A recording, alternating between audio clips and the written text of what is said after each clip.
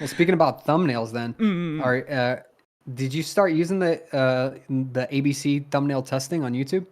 Oh, yeah. I tried that out for a couple of videos. I Yeah, haven't extensively used it though. What about yourself?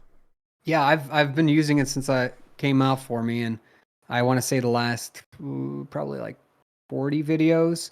I've been using it on every single one, and Mhm. it's interesting. I mean, you can tell what I've noticed on mine at least, and that's why I wanted to ask you if you had noticed anything. But I don't know how long you've been using it, but it it is definitely going after watch time. It Mhm. does not care about click through rate at all. Okay.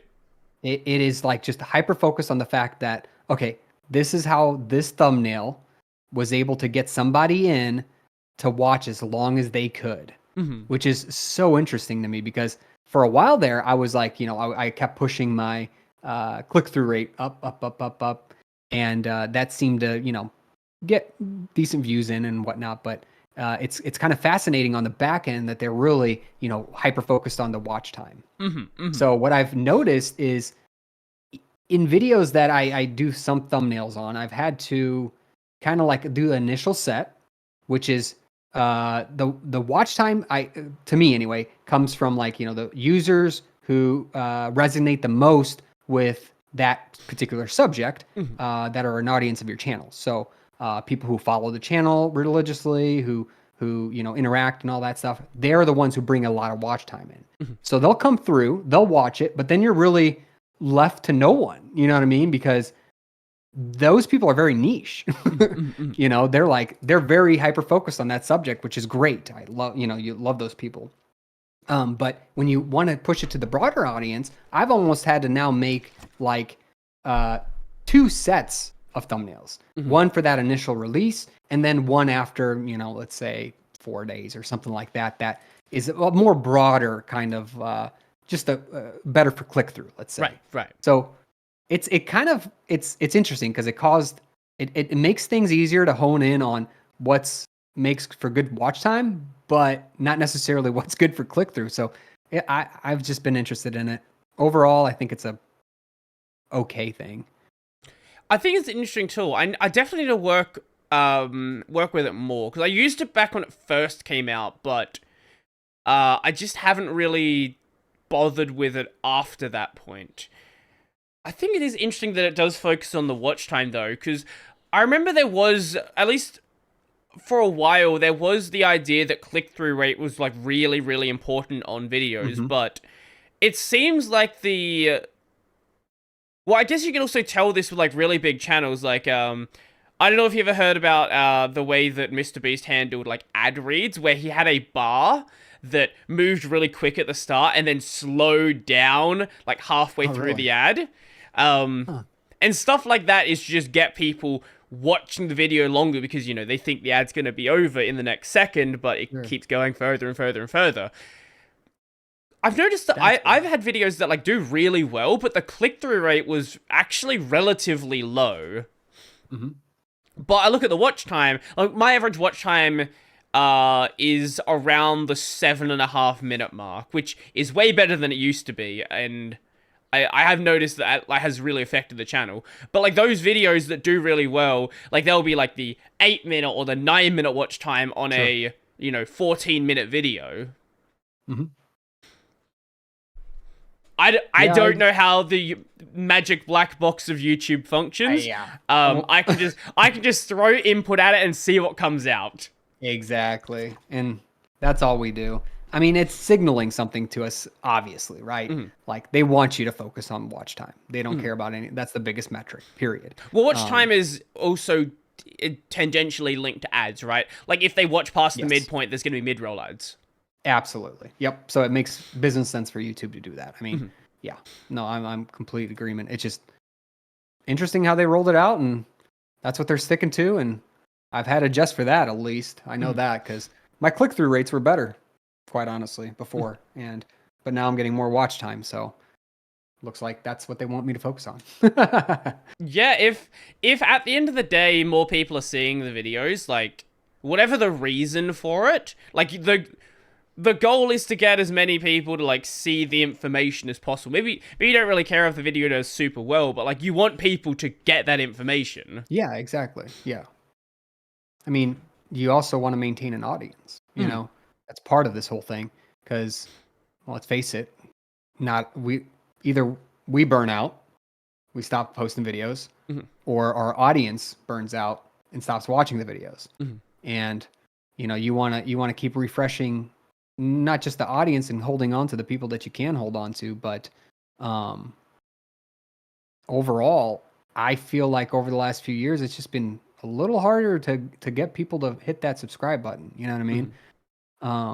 So it's going to be interesting to see how it plays out in the next, I don't know, 5 years or so, because I feel like it's all just starting to roll into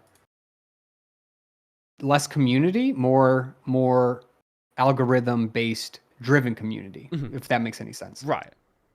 Well, that's how like TikTok works, right? Where TikTok, you don't really have an audience. Your goal on TikTok is for every video to go viral, because if your video does not go viral, people are not going to see the video. Yeah, that makes sense. It's just weird because I feel like YouTube is they're sending mixed signals a little bit because they're focusing on things like community posts. They of course have shorts, but they've kind of backed off and got back on, and they just keep changing it. Like now they're rolling out 3-minute shorts. Did you know that? Yeah, I did see that. Like, they're just like throwing darts at a wall, but they're even to this day, I mean, the bulk of it is long form video content. That's their bread and butter. So it's that sort of algorithm works really well on TikTok, right? Where you're watching videos that are really quick, so you're scrolling through, blah blah blah, just trying to pass some time, versus YouTube, you're devoting time. It's like they've been pushing their television app a lot lately because they're getting more and more like regular people who watch television move over to watching YouTube instead of the television. So it's an interesting little battle I think they're having internally, trying to figure out which way to go with stuff, but I don't think they're going to do a good job if they're like completely saturated. We've seen it with live, for example. I don't know how much you've done the live stuff, but I think they've done an abysmal job with the live. I usually stream on my gaming channel twice a week, and then every so often I stream on the main channel. Gotcha. Yeah, I tried it for a while. I mean, I was doing it every Sunday for probably a year, and I just that algorithm really needs to be fixed. I don't know what else to say about that. Yeah. Well, everyone cracks me up. YouTube's live stuff just doesn't make any sense because the videos. Okay, if you want to find live content on YouTube, I actually don't know where you go unless you're already subbed to a channel. Like, I legitimately could not tell you where on the website you can even find live content. Yeah.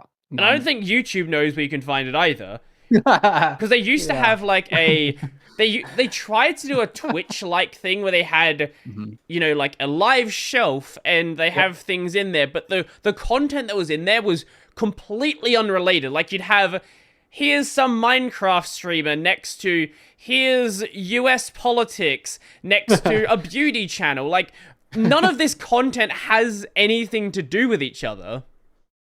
Yeah, that's my exact same issue I have with it all. That live's just wild. I think Twitch has a lot of problems, right? Like, I don't think anyone's going to deny that Twitch has issues, but at least the way they handle live content is better. It's not perfect. Sure. I think Twitch also has issues where Twitch is very top heavy because the default way that streams are sorted is by the number of views. So naturally, more people are going to click on, I think when you go to the page, you can see the first 2 rows. Naturally, people are going to click on something in those first 2 rows, and usually they gravitate towards the top one because the top one has the most views, therefore the top one is probably going to be the best content, right? Like that's naturally, if you've not seen a channel before, that's what you would assume. But at least it's better than live content being completely undiscoverable. Yeah, no, that's Very good point. Yeah, they have it figured out when it comes to like the kind of I'll call it the algorithm of the live stream over there on Twitch, but on YouTube again, I just think they're just focused on too many things. I mean, videos, shorts, posts, communities, memberships. Do they still have live. stories? Because they had that for a while. Oh yeah, I forgot about that. I don't know if they removed it from the back end or not. Because they were trying to copy Instagram. They introduced podcasts recently too. Yeah, they did. Well, to be fair, YouTube has had podcasts on the platform for a while anyway.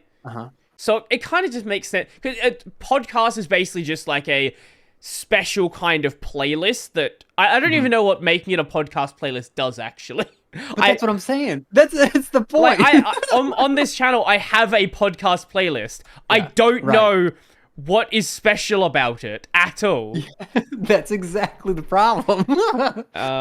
Let's see. Are YouTube stories still? YouTube. What do they even call them? I don't know, but I know exactly what you're talking about. Mid last year, they got rid of them. There you go. Okay.